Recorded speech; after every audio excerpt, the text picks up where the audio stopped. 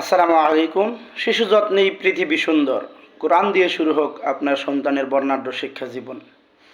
প্রিয় অভিভাবক, এর আগে আমরা সচেতনমূলক কিছু আলোচনা করেছিলাম।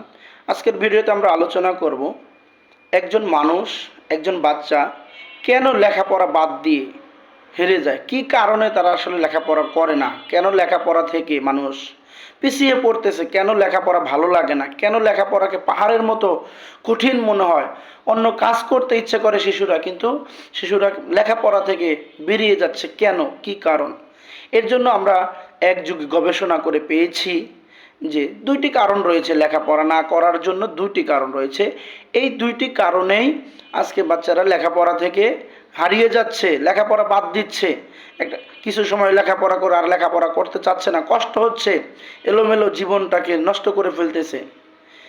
দুইটি কারণের মধ্যে হলো, এক নম্বর যে কারণটি রয়েছে, এক নম্বর কারণ হলো এমন কিছু পড়া আছে পূর্বের পড়া না পারলে পরের পড়া পারবে না। প্রিয় দর্শক, চিন্তা করে দেখবেন প্রিয় অভিভাবকগণ, পড়ালেখা এমন একটা জিনিস যে পার্ট টু পার্ট উপর দিকে যেতে হয়। প্রত্যেকটা ক্লাস বেশ সাজানো, প্রত্যেকটা অধ্যায় অধ্যায় বেশ সাজানো। পড়ালেখা, পিছনের পড়ালেখাগুলো যদি ঠিক মতো কভার না করা হয় তাহলে বাচ্চা উপর দিকে লেখাপড়া পারবে না। যেমন একটা বাচ্চা অক্ষর চেনে না, অনেকগুলো অক্ষর চিনছে, যেমন বাংলা পড়ার মধ্যে 50টির মধ্যে 2-4টি অক্ষর চিনে না, তাহলে সে কখনোই কি করতে পারবে না, বানান করে পড়তে পারবে না।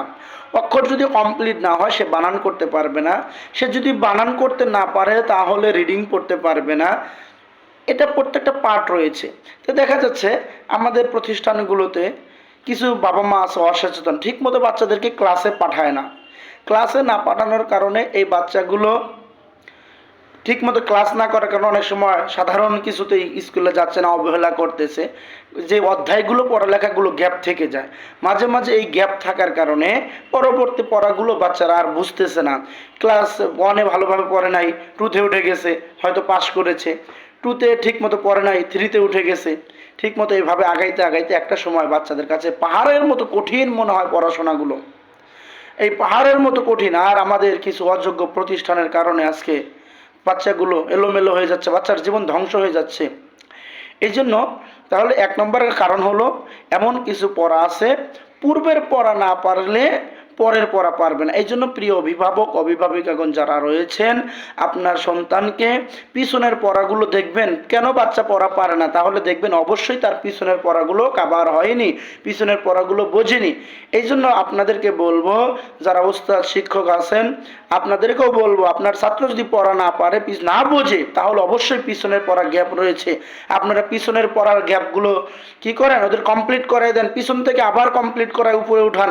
তাহলে দেখবেন বাচ্চাগুলো আবার লেখাপড়ায় মনোযোগ দিবে এবং পড়াগুলো বুঝবে, আনন্দের সাথে পড়া পারবে। আমরা ইনশাল্লাহ চেষ্টা করতেছি নূর শিক্ষা পরিবারের পক্ষ থেকে এইভাবে আমাদের প্রতিষ্ঠানগুলোকে এগিয়ে নেওয়ার জন্য। আপনাদের কাছে দোয়া চেয়ে আজকের এই ভিডিও লম্বা না করে এখানে শেষ করছি। 2 নম্বর কারণটি ইনশাল্লাহ পরের ভিডিওতে আলোচনা করবো। আসসালামু আলাইকুম।